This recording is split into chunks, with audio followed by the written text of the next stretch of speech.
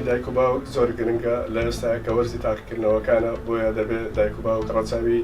بارودۆخی تەڵەبا بکات بارودۆخی قوتابی بکات لەو کاتەیە ئیشوکاریان زۆر پێنەکەن بەڵکو دەبێت کەش و هەوایەکی باشی بۆ بڕەخسێنن بۆ ئەوەی قوتابی بتوانێت لە کەشێکی ئارامدا دەوانەکانی خۆی بخوێنێت و بە باشی زەڵتی بکات.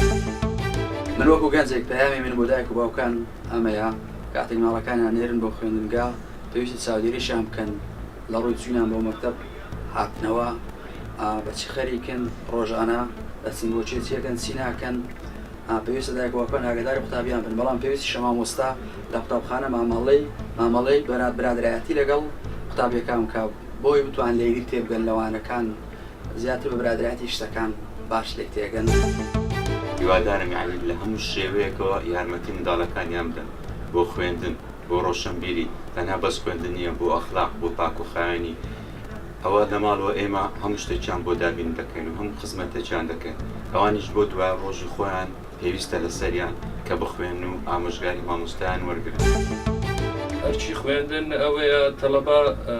ئامێرە ئەلکترۆنەکانیان هەموو لێ هەر بژێتەوە ئەو ماوەی فترەی ئیمتیحاناتە لە بۆ خوێندن سەرکەوتوو دەبن ئینشاءالله و مامۆستایەکانیش دەبی یعنی بە نیەتێکی سافەوە مامەڵە لەگەر تەڵەبەکان بکەن و زەمیری خۆیان مرتاح بکەن ئینشاءالله هەموو تەڵەبەیەک سەرکەوتوو دەبیت لە بۆ وانەکان. زۆر سوپاس.